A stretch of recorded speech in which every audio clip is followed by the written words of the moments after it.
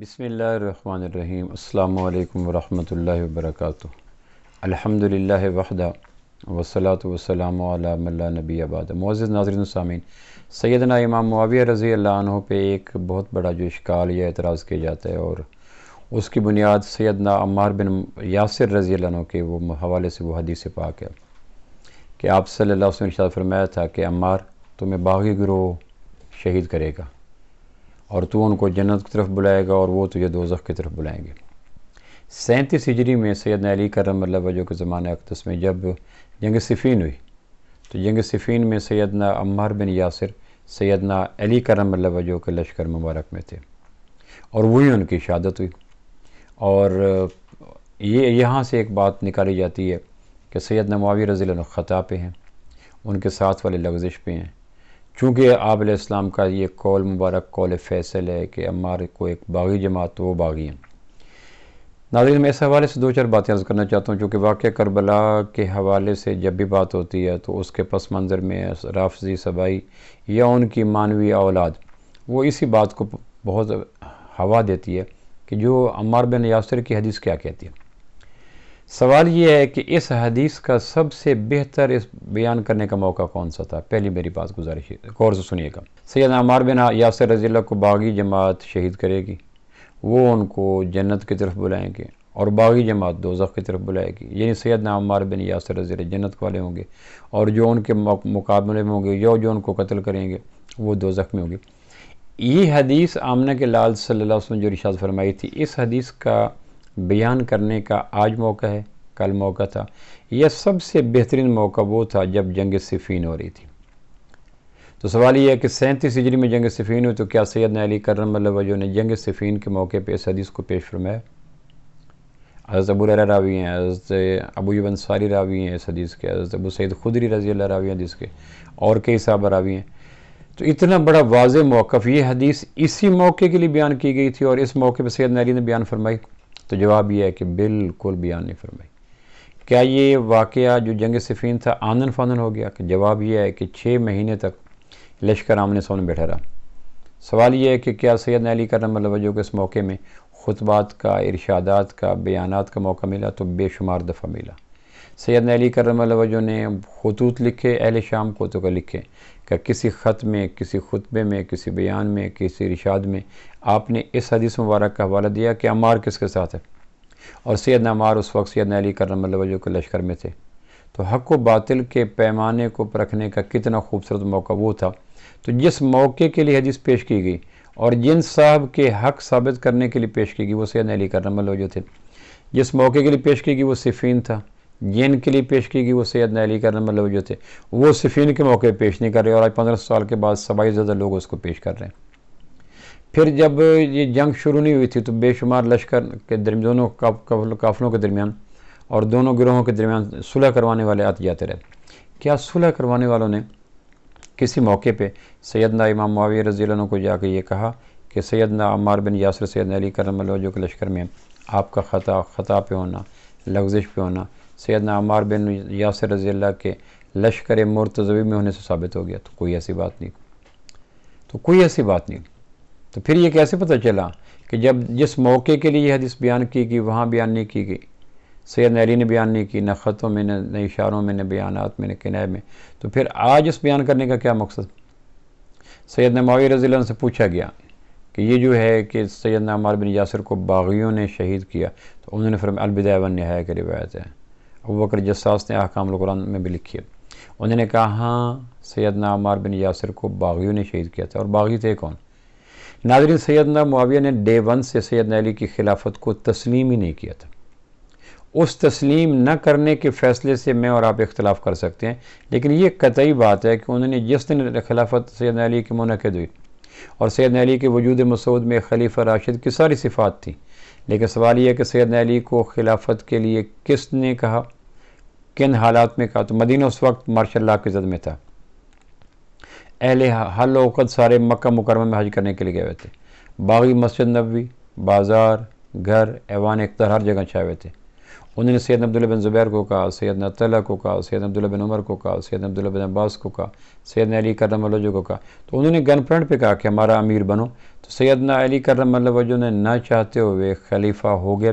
تو سیدنا معاویہ کا کہنا تھا کہ باغی تو وہ ہیں جنہوں نے دن دہاڑے سیدنا عثمان کو حالت خلافت میں شہید کیا، باغی ہوئے، وہ قاتل ہوئے ہیں جنہوں نے سیدنا عثمان کو، اور سیدنا علی کرم اللہ وجہ کو پتہ تھا کہ یہ قاتل ہیں، چونکہ قاتلوں سے ڈائلاگز اور مکالمہ اور خطابات اور ان کے اعتراضات کے جوابات سیدنا علی دیتے رہے تھے۔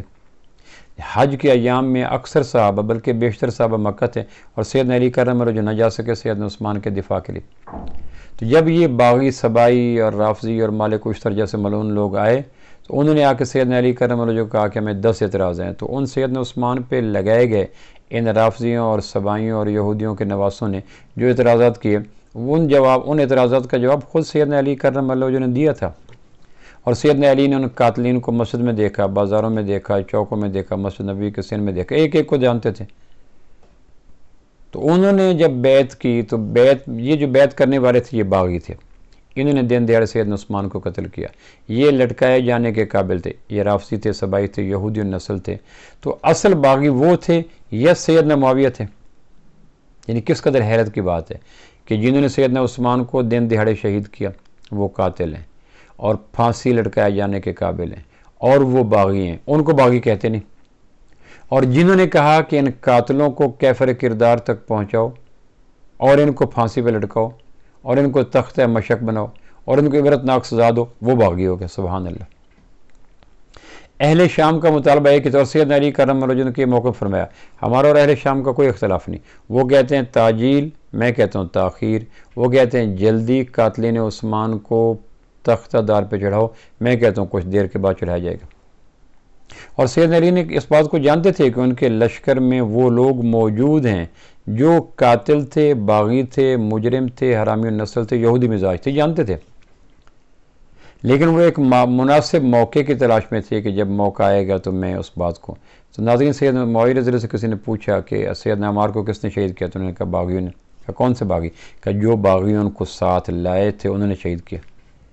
تو بات کلیئر ہوگی کہ سیدنا عمار بن یاسر رضی اللہ عنہ کو باغیوں نے شہید کیا، اور باغی وہ سبائی تھے، مالک اشتر تھا، عبداللہ بن سبا تھا، یا یہ یہودیوں کی مانوی ذریت تھی، یہودیوں کے نواسے تھے، انہوں نے شہید کیا۔ اور یہ باغی سیدنا علی کے گروہ میں تھے، سیدنا معاویہ کے گروہ میں باغی نہیں تھے، اور سیدنا معاویہ رضی اللہ کے گروہ نے ان کو شہید کیا ہی نہیں۔ اگر ان کے گروہ نے شہید کیا ہوتا تو سیدنا علی کرم اللہ وجہ سب سے۔ پھر اگلی بات یہ کہ سیدنا علی کی شہادت کے بعد سیدنا حسن آئے، تو سیدنا حسن تو اس جنگ صفین میں شامل تھے بابا کے ساتھ، انہیں پتہ نہیں تھا کہ عمار بن یاسر شہید ہوئے، انہیں اس حدیث مبارک کا پتہ نہیں تھا، حدیث کے راوی موجود۔ اور پھر عجیب بات ہے، ابو ہریرہ رضی اللہ عنہ، ابو سعید خدری رضی اللہ عنہ، ابو ایوب انصاری رضی اللہ عنہ، یہ تینوں اس حدیث کے راوی ہیں، اور تینوں جنگ صفین میں لا تعلق رہے، شریک نہیں ہوئے۔ سوال یہ ہے کہ جنہوں نے حدیث کو راوی کی روایت کیا وہ تو شریک نہیں ہوئے۔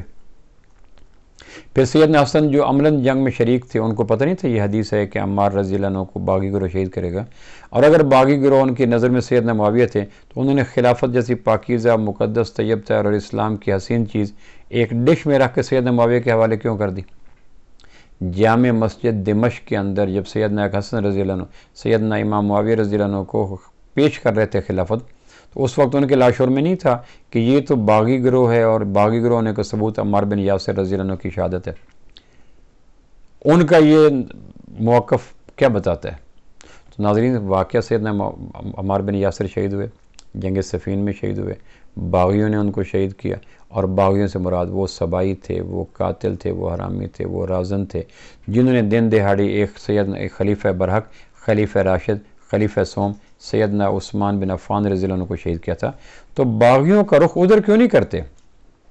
تعجب یہ ہے کہ وہ جہنم کی طرف بلائیں گے، تو یہ کس ڈٹھائی کے ساتھ مدر پدر آزاد لوگ اس روایت کو سیدنا عثمان کی طرف منسوب کر دیتے، سیدنا معاویہ کی طرف کر دیتے، اور ساری توپوں کا رخ اور تانوں کا رخ اور اعتراضات کا رخ سیدنا معاویہ رضی اللہ کی طرف منسوب کر دیتے ہیں کہ یہ باغی سیدنا معاویہ تھے۔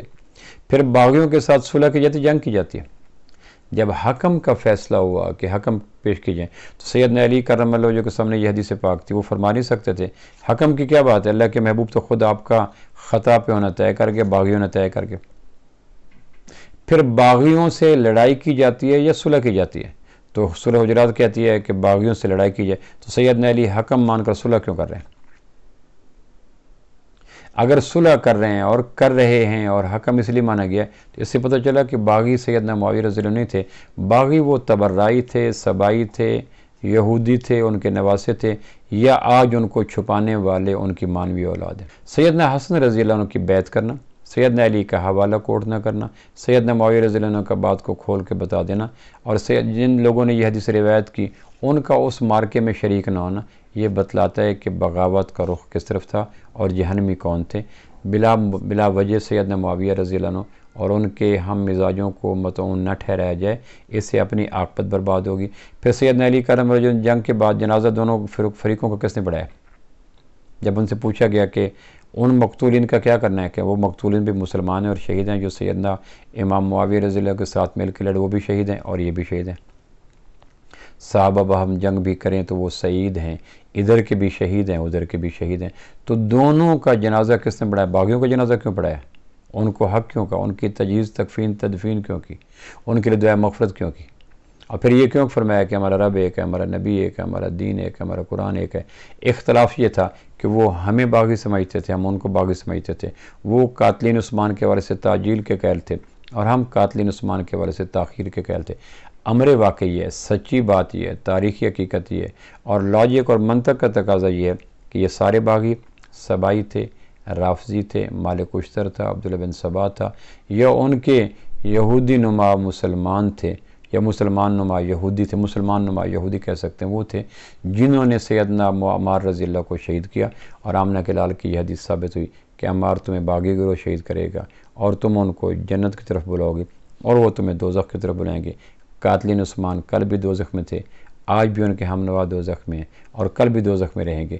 باغی قاتلین عثمان تھے، باغی امام معاویہ رضی اللہ عنہ یا ان کے ہم نوا نہیں تھے۔ السلام علیکم ورحمۃ اللہ وبرکاتہ۔